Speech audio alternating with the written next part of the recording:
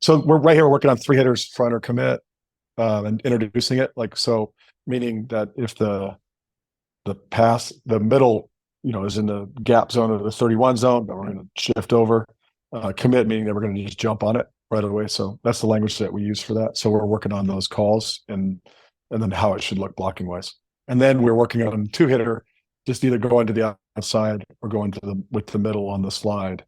And when we want to move and how we want to move on that. So, and then you'll see later that we take this and we put it in a six-person defense. So we'll have like a live attacking. We'll do this with blocking, and then we'll move that into where we're actually doing it and trying to transition out of it and understand the defense behind it.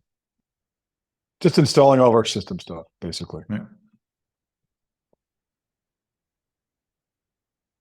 Still explanation. I will skip 1 minute and then there's going to be some balls also.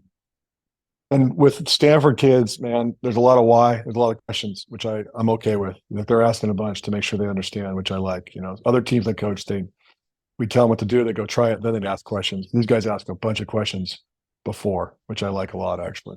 They get into it. So, and then once they understand it pretty well.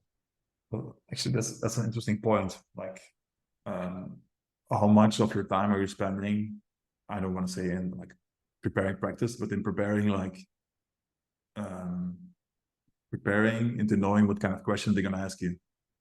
Or yeah, I mean, I think now I'm ready for whatever. I think I've done it enough that I kind of have an idea what the questions they're going to ask are.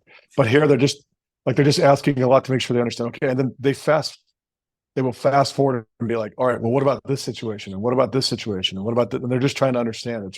It's actually really cool. I really like the communication. It takes a little bit longer, but we're better at the end because it kind of solidifies. So I think I've gotten so used to answering these questions all the time that I'm kind of prepared for whatever. So right there, we're working on a commit, which we don't do very much, but you saw McKenna's our middle, and she's getting in front and she's making a commit on the middle, which is something that honestly, we haven't done a lot of. We've had to do it a couple times here this year actually already, but it's not something that we like to be in a read a lot more.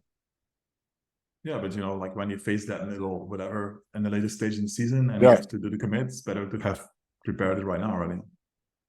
Exactly. And there's some teams that every time it's perfect, it's just that quick, And so like, I think understanding when we talk about things in perfect, when it's in a, like right on the setter's head, inside 3 feet, some teams will set quick a lot, and then we're going to need to have that in place. And then we also, one of the things that we're not doing a great job of this that we're starting to get better at is when we're one-on-one as blockers, making big moves like outside of our shoulders, even trying to get them to do that. But at this point, we're really just trying to get the middles to do what we want and everyone to understand what the responsibilities are, because this is just putting this stuff in place. Oh, you see that? She made a good move. So it's as much about the commit as it is about being one-on-one as blockers on the outside too, and understanding that it's going to be a little bit different than when you have a middle closing to you, potentially.